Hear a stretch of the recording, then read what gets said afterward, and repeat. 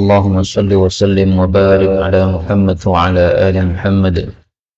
اللهم انفعنا بما علمتنا وعلمنا ما ينفعنا وزدنا علما وبارك لنا في علمنا وارزقنا الإخلاص في القول والعمل كاملا وعلما نافعا لا ينسى وتوفيقا دائما وصحة ويقينا وعافية آمين يا رب العالمين. Alhamdulillah kaum muslimin rahimani wa rahimakumullah. Kita lanjutkan kembali pengajian kitab tafsir Al-Quran, satu hari satu halaman, dan kita masih membahas pada surah Al-Jathiyah pada halaman 500, Al-Jathiyah ayat 14 sampai 22 insyaallah ta'ala. أعوذ بالله السميع العليم من الشيطان الرجيم من همزه ونفخه ونفثه. قل للذين آمنوا يغفروا للذين لا يرجون أيام الله ليجزى قوما بما كانوا يكسبون. من عمل صالحا فلنفسه ومن أساء فعليها ثم إلى ربكم ترجعون. ولقد آتينا بني إسرائيل الكتاب والحكم والنبوءة ورزقناهم من الطيبات وفضلناهم على العالمين وآتيناهم بينات من الأمر فما اختلفوا إلا من بعد ما جاءهم العلم بغيا بينهم إن ربك يقضي بينهم يوم القيامة فيما كانوا فيه يختلفون. ثم جعلناك على شريعة من الأمر فاتبعها ولا تتبع أهواء الذين لا يعلمون إنهم لن يغنوا عنك من الله شيئا وإن الظالمين بعضهم أولياء بعض والله ولي المتقين. هذا بصائر للناس وهدى ورحمة لقوم يوقنون. أم حسب الذين اجترحوا السيئات أن نجعلهم كالذين آمنوا وعملوا الصالحات سواء محياهم ومماتهم ساء ما يحكمون. وخلق الله السماوات والأرض بالحق ولتجزى كل نفس بما كسبت وهم لا يظلمون. الحمد لله رب العالمين. اللهم ارحمنا بالقرآن آمين. Kaum muslimin rahimakumullah, pada ayat-ayat yang kita baca ini ada beberapa kata bisa dibaca dengan dua bacaan. Pada ayat 14 liyajziya boleh dibaca liyujza atau linajziya, tiga bacaan ya. Kemudian pada ayat 15 turja'un boleh dibaca tarji'un. Kemudian pada ayat 16 an-nubuwah boleh dibaca an-nubuwah. Kemudian pada ayat 19 syai'a, ini kalau berhenti maka boleh dibaca syai'a, qiraah Hamzah. Kemudian pada ayat 21 tak ketemu sin, ini boleh idgham as-salihas. Kemudian sawaan boleh dibaca sawaun. Nah, ini qiraah riwayat Imam Susi. Ini semuanya adalah qiraah mutawatirah yang sumbernya dari Sayyidina Rasulullah sallallahu alaihi wasallam. Jadi semuanya bacaan yang benar. Adapun tafsirnya secara ringkas, Allah mengatakan, "Qul katakanlah wahai Nabi, lilladzina amanu kepada orang-orang beriman, yaghfiru hendaklah mereka memaafkan, lilladzina kepada orang-orang yang la yarjuna tidak mendapatkan ayyamallah nikmat-nikmat Allah, maksudnya orang-orang kafir. liyujza atau liyajziya, supaya Allah membalas qauman, suatu kaum, bima kanu yaksibun, dengan sebab apa yang dulu mereka lakukan. Kaum muslimin rahimani wa rahimakumullah, ayat ini sebagaimana tafsiran Ibnu Abbas dan yang lain-lain adalah ayat yang turun di awal-awal Islam. Maksudnya di awal-awal Islam bagaimana? Belum ada perintah perang. Maka karena belum ada perintah perang, Allah mengatakan yaghfiru, maafkan sudah, orang-orang kafir itu dimaafkan. Setiap hari mereka meledek umat Islam, udah nggak usah digubris, biarkan. Mereka menuduh Nabi Muhammad SAW dengan tuduhan keji, sebagai penyair, sebagai pembohong, sebagai penyihir. Nabi disuruh tidak usah menggubris mereka, lanjutkan dakwah, biarkan mereka, maafkan mereka. Maafkan maksudnya tidak usah dibalas ejekan dan gangguan mereka. Sabarlah terhadap gangguan mereka. Itu maksudnya. Maka ayat ini tidak bertentangan dengan ayat-ayat yang menyuruh kita untuk perang melawan orang-orang kafir. Karena ayat-ayat perang itu turunnya setelah ayat-ayat ini sudah tidak berfungsi lagi. Yaitu ketika umat Islam sudah mempunyai kekuatan yang banyak, nah maka sekarang ada orang kafir mengejek Nabi Muhammad SAW, halal darahnya bunuh. Orang murtad bunuh. Itu setelah kekuatan Islam menjadi banyak, sehingga disuruh perang oleh Allah Subhanahu wa Ta'ala. Nah, selama belum ada perang, maka yaghfiru, maafkan. Adapun yang dimaksud liyajziya qauman, supaya Allah membalas suatu kaum. Ini kaum siapa yang dibalas ini? Yang dibalas adalah dua. Kaum mukminin dibalas oleh Allah karena kesabaran mereka menanggung gangguan dari orang-orang kafir. Karena itu dari ayat ini diambil kesimpulan umum. Kalau kita mendapatkan gangguan dari orang lain dan kita menanggung atau memaafkan, menanggung gangguan tadi, ya, sehingga kita tidak membalas gangguan tadi, maka pasti ada balasannya di hadapan Allah Subhanahu wa Ta'ala. Jadi jangan dikira kalau ada orang mengganggu kita, kemudian kita diam tidak membalas, itu berarti sia-sia. Enggak. Apa yang kita alami itu ada nilainya di hadapan Allah Subhanahu wa Ta'ala. Kamu dulu di dunia diganggu, ditipu dan sebagainya, kamu sabar tidak membalas, nah, ada nilai. Kemudian yang kedua, kaum, yaitu kaum yang sebaliknya, yaitu kaum kafir. Kaum kafir mereka akan disiksa oleh Allah Subhanahu wa Ta'ala. Kenapa disiksa? Pertama karena kafirnya mereka, kedua karena mengganggunya mereka terhadap kaum muslimin. Maka semuanya akan dibalas oleh Allah Subhanahu wa Ta'ala. Baik yang mengganggu maupun yang diganggu, semuanya akan dibalas oleh Allah Subhanahu wa Ta'ala. Yang mengganggu dibalas dengan siksa, yang diganggu karena sabarnya dibalas dengan pahala yang besar. Nah, kira-kira pahalanya kaum muslimin yang diganggu oleh orang-orang kafir kemudian sabar ini berapa pahalanya kira-kira ini?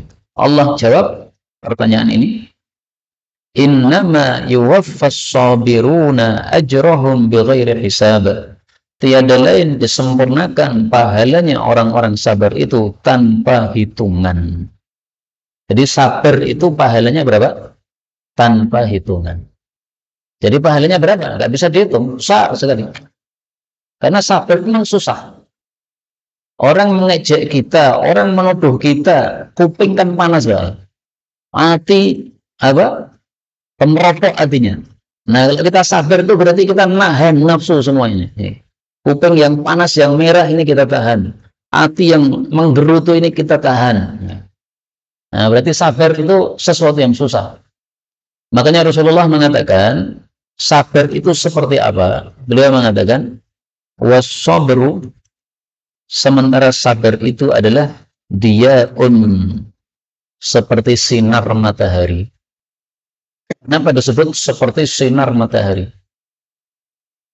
Sinar matahari itu sangat panas sekali sinarnya, sehingga susah untuk kita menampung sinar matahari tadi. Mata kita suruh melihat matahari, nggak mungkin bisa. Kepanasan mata kita dan kesilauan, mendapatkan silau. Nah, susahnya sabar itu seperti itu. Seperti susahnya kita ada ketika menerima sinar matahari. Tapi manfaatnya besar sebagaimana besarnya manfaat matahari.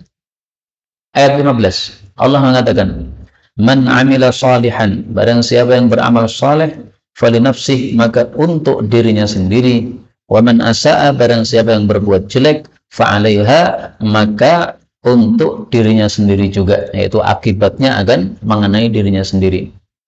Thumma, kemudian, ila rabbikum, kepada pemelihara kalian, hanya kepada pemelihara kalian, turja'un, kalian akan dikembalikan, atau tarji'un, kalian akan kembali. Jadi ayat ini menegaskan kata-kata liyajziya qauman tadi, supaya Allah membalas kaum, yaitu membalas orang beriman karena kesabarannya dengan pahala, membalas orang kafir karena gangguannya dengan siksa. Maka Allah menegaskan lagi, siapapun beramal baik, maka kebaikannya kembali kepada dirinya sendiri. Siapapun beramal buruk, maka keburukannya menjadi bumerang terhadap dirinya sendiri. Kadang-kadang keburukan itu menjadi bumerang kepada kita di dunia. Kadang-kadang juga diundur oleh Allah nanti di akhirat. Allah Subhanahu wa taala mengatakan, "Dhaharal fasadu fil barri wal bahri bima kasabat aydin nas." Terkenal ya? Surat Ar-Rum ayat 41. Telah muncul kerusakan-kerusakan di darat dan laut gara-gara tingkah manusia. Nah, jadi keburukan yang kita lakukan menimbulkan kerusakan. Kerusakannya sebabnya apa? Keburukan yang kita lakukan. Makanya Sayyidina Umar, kalau ada satu kampung mengalami satu musibah, apakah banjir, ataukah tsunami, ataukah gempa, pertanyaannya tidak berubah Sayyidina Umar. Madza ahdatstum? Kalian melakukan apa? Tingkah apa yang kalian lakukan? Kalau Allah kirimi kayak begini. Karena kalau semuanya baik, nggak mungkin Allah kirimi kayak begitu. Allah pasti kirimi yang berkah-berkah. La fatahna alaihim barakat. Akan kami kirim berkah-berkah. Nah, malah dikirim gempa. Ini berarti ada sesuatu. Kemudian Allah mengatakan, walaqad, dan sungguh-sungguh, ataina, telah kami berikan Bani Israel, kepada Bani Israel, keturunan Nabi Ya'qub, karena Israel itu nama lain dari Nabi Ya'qub, Al-Kitab, akan kitab, wal hukma, dan hukum, wan nubuwata, dan kenabian. Warazaqnahum, dan kami telah memberikan rezeki kepada mereka, minat thayyibat, dari barang-barang yang halal. Wafaddalnahum, dan kami telah memberikan kelebihan, melebihkan mereka, alal alamin, di atas seluruh alam, maksudnya seluruh alam di masa itu saja. Kaum muslimin rahimani wa rahimakumullah, ayat ini mengingatkan Bani Israel, wahai Bani Israel, nikmat Allah kepada kalian sudah sangat begitu banyak, maka hendaklah disyukuri. Kalau tidak disyukuri, yang datang adalah siksa Allah. Maka ayat ini pun juga berfungsi sebagai teguran untuk umatnya Nabi Muhammad SAW. Orang-orang Quraisy itu dimuliakan oleh Allah dengan dipilihnya Nabi Muhammad dari mereka sebagai Nabi. Ini nikmat besar, mestinya disyukuri. Tapi mereka malah mengkufurinya, malah menolak dakwah Nabi Muhammad, malah mengusir Nabi Muhammad, akan dibunuh, akhirnya terpaksa hijrah ke Madinah. Nah, maka ayat ini semacam menegur orang-orang kafir Quraisy. Kalau kamu tidak mau ambil pelajaran dari kasusnya Bani Israel, kamu akan dapat siksa sebagaimana siksanya Bani Israel. Kita ambil beberapa faedah. Faedah yang pertama, yang dimaksud Alkitab, kitab ini maksudnya adalah kitab-kitab yang diturunkan dari langit. Bukan satu kitab, tapi banyak kitab. Karena kitab Taurat itu juga diberikan kepada Bani Israel. Kitab Injil diberikan kepada Bani Israel. Kitab Zabur diberikan kepada Bani Israel. Allah berikan kepada mereka hukum, yaitu hukum yang terkandung dalam kitab-kitab tadi. Allah berikan kepada mereka nubuwah, kenabian. Maksudnya nabi berganti-ganti, bersilih ganti. Apa dikirim oleh Allah kepada mereka. Satu nabi mati, Allah kirim yang lain, nabi yang lain. nanti mati dikirim yang lain lagi. Sebagaimana hadis yang sudah sering saya sampaikan, tapi ditampilkan lagi supaya hafal, tasusuhum. Rasulullah mengatakan, kanat Bani Israel adalah Bani Israel tasusuhumul anbiya, disiasati oleh para nabi, dipimpin oleh para nabi. Kullama halaka nabiyyun, tiap kali satu nabi wafat, khalafahu nabiyyun, digantikan oleh nabi yang lain. Hadis muttafaqun alaih. Ini apakah nikmat atau bukan? Sangat nikmat seperti ini. Allah kirimi kitab itu nikmat. Karena kalau tidak dikirimi kitab, kita tidak akan paham mana kebaikan, mana keburukan. Allah kirimi Rasul itu nikmat. Kalau tidak ada Rasul, bagaimana kita paham hidayah dan kesesatan?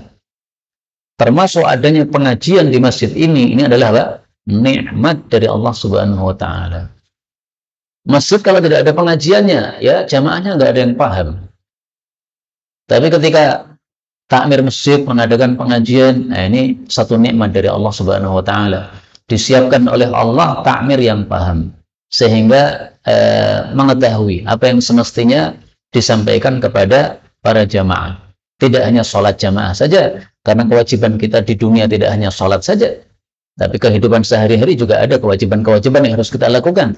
Nah, dengan mempelajari tafsir Quran seperti ini, demikian juga hadis-hadis Nabi SAW, kita jadi paham apa saja keharusan yang harus kita lakukan dalam kehidupan ini.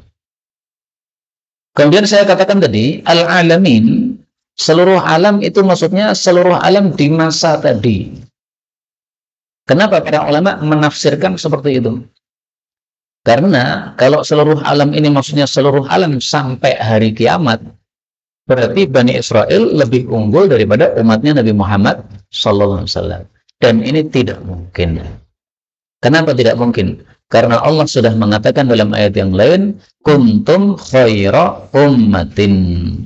Kalian umatnya Nabi Muhammad adalah sebaik-baik umat yang dikeluarkan untuk manfaat para manusia. Maka kalau Bani Israel dilebihkan oleh Allah dari semua manusia sampai kiamat, bertentangan dengan ayat ini. Sehingga al-alamin, seluruh alam ini harus diartikan seluruh alam di masa itu. Di masa itu ada manusia macam-macam. Ada Bani Israel, ada juga orang-orang yang tanpa agama, yang mereka dari bukan keturunan dari Bani Israel. Bermacam-macam kabilah manusia itu, yang paling unggul pada masa itu adalah Bani Israel.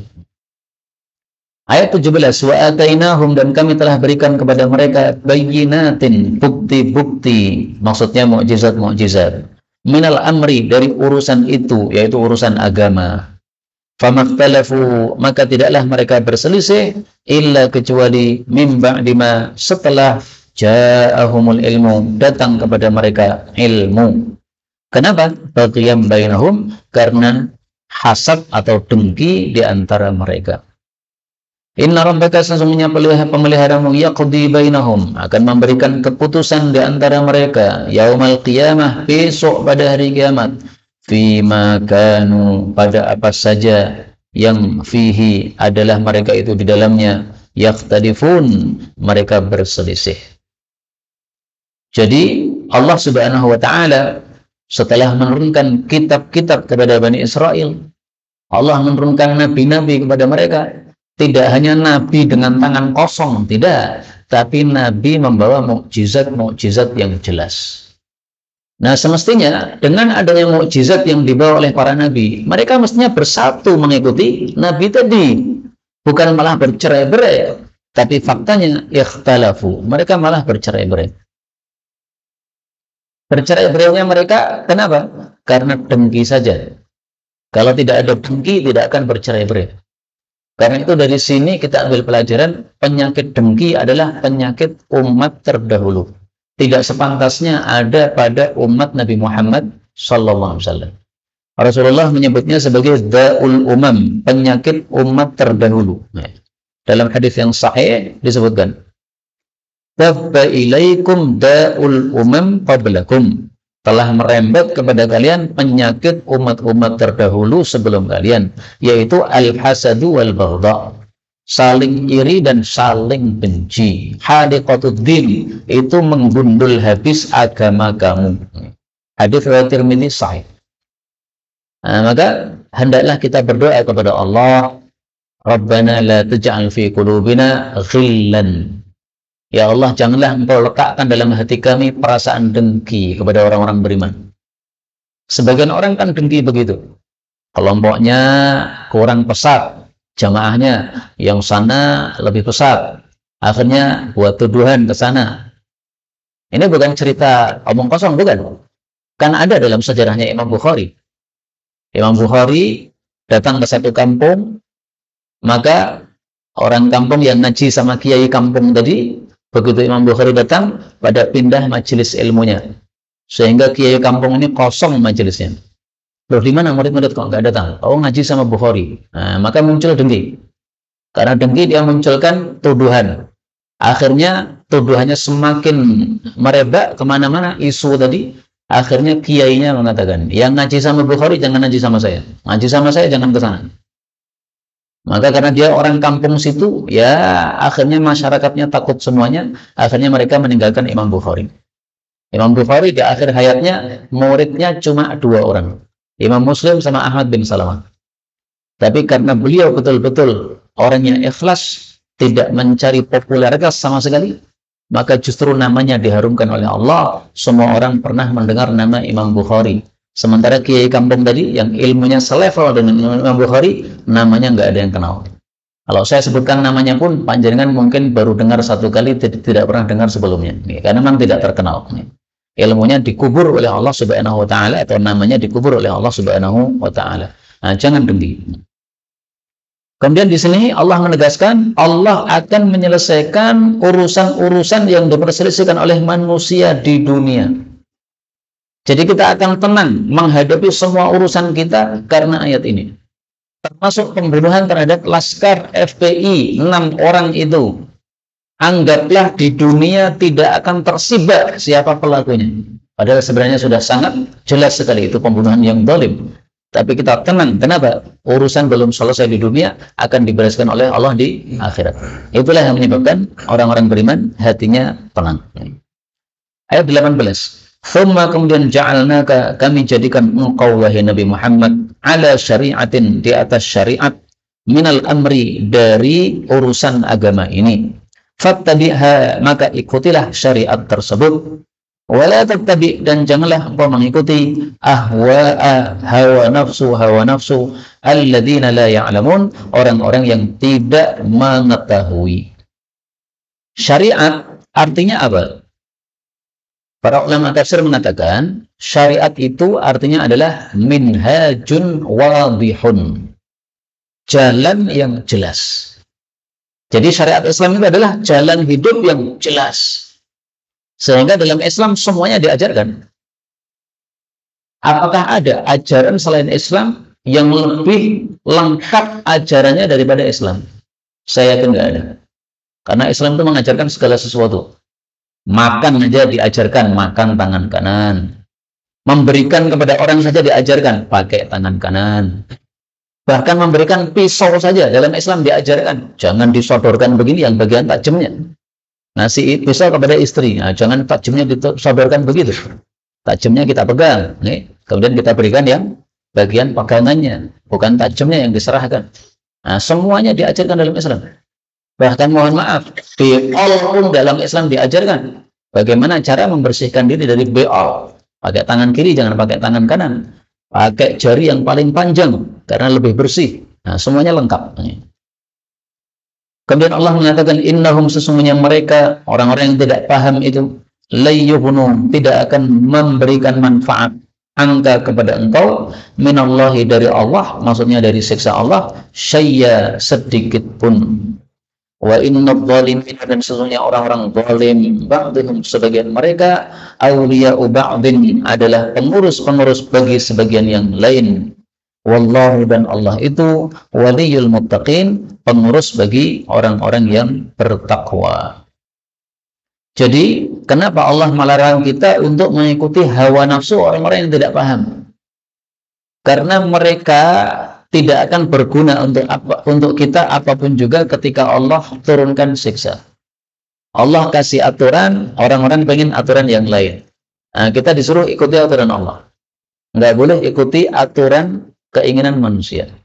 Kenapa? Kalau kita ikuti aturan keinginan manusia, maka Allah yang punya aturan yang asal akan murka.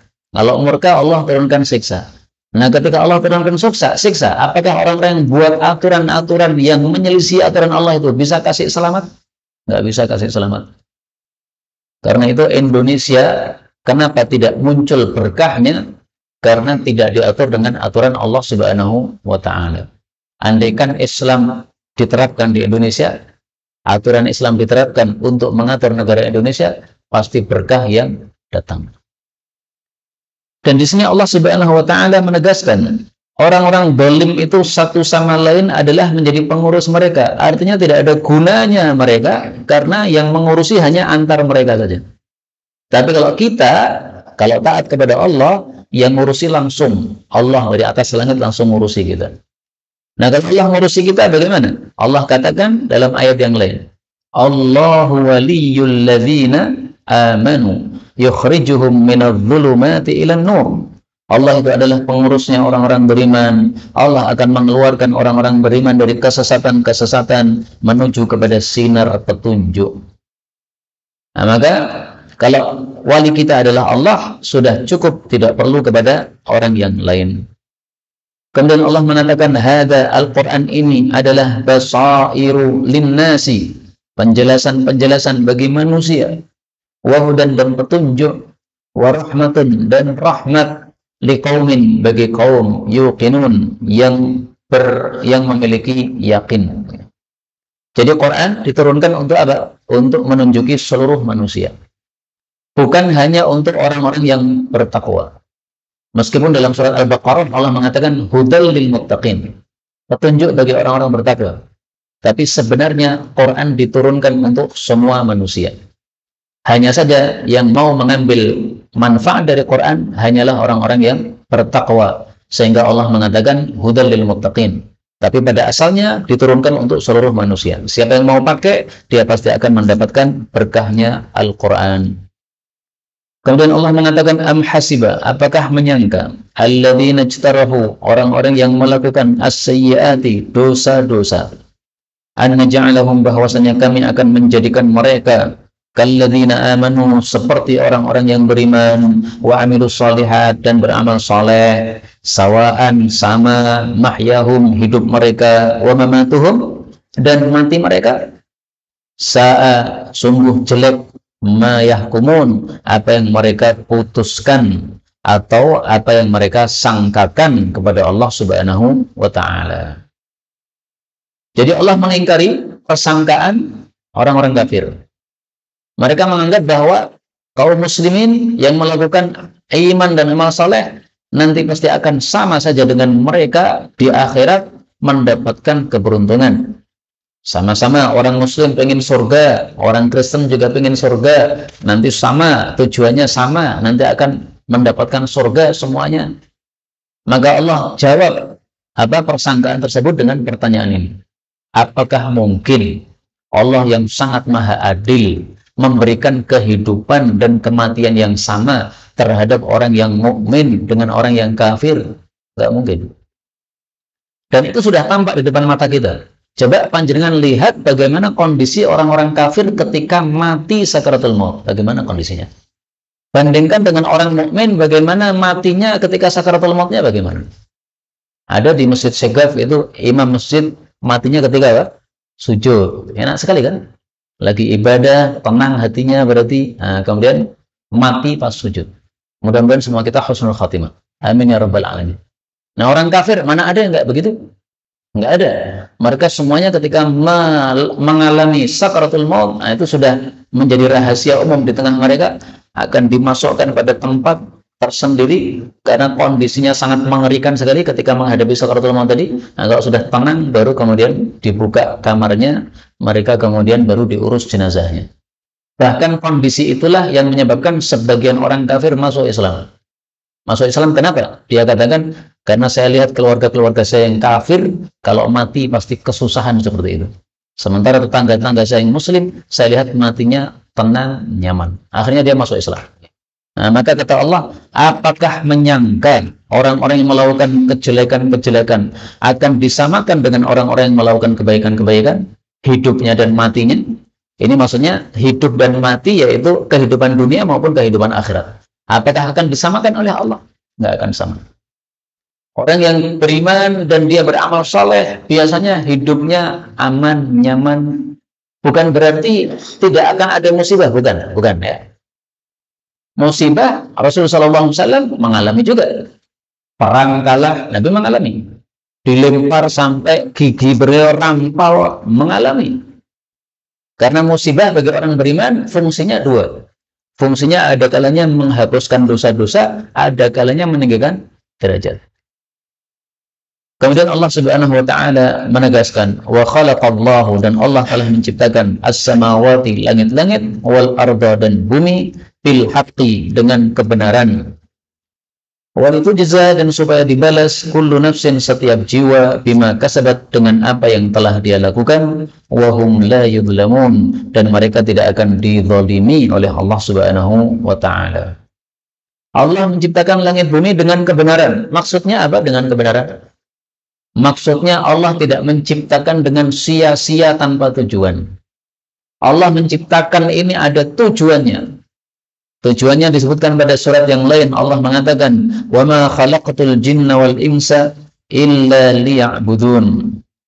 Dan tidaklah saya menciptakan jin dan manusia kecuali untuk ibadah kepada saya, untuk taat kepada saya. Nah, supaya manusia itu paham bahwa dia wajib taat kepada Allah. Bagaimana cara Allah menunjukkan hal itu? Allah ciptakan langit, Allah ciptakan bumi, supaya kita paham, oh Allah itu maha kuasa, sehingga memang pantas untuk kita taat kepadanya. Nah, maka tujuannya adalah supaya terjadi ibadah kepada Allah. Tiada lain tujuannya itu. Lah, orang-orang kafir, mereka tidak meyakini adanya Allah, sehingga mereka menganggap bahwasanya alam semesta itu menciptakan dirinya sendiri, enggak perlu taat kepada Allah, karena Allah memang tidak ada. Nah, maka Allah mengatakan pada ayat yang lain, wa ma khalaqnas samaa wal arda wa ma bainahuma batila dzalika dhannul ladzina kafaru.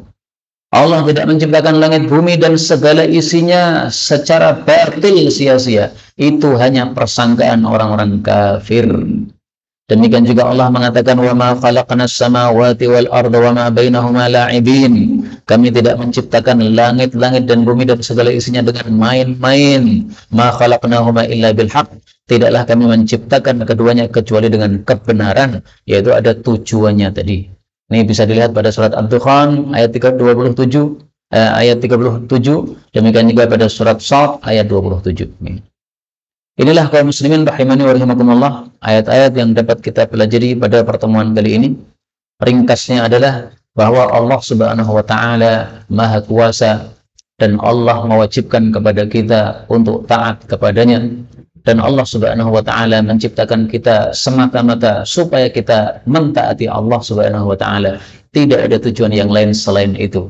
Wa ma khalaqtul jinna wal insa illa liya'budun. Maka mudah kita taat kepada Allah Subhanahu wa taala. Siapa yang taat akan diberkahi oleh Allah hidupnya di dunia dan di akhirat. Siapa yang maksiat tidak akan diberkahi oleh Allah Subhanahu wa taala hidupnya di dunia dan akhirat. Na'udzubillahi min syarri dzalik, wallahu a'lam bissawab, walhamdulillahi rabbil alamin.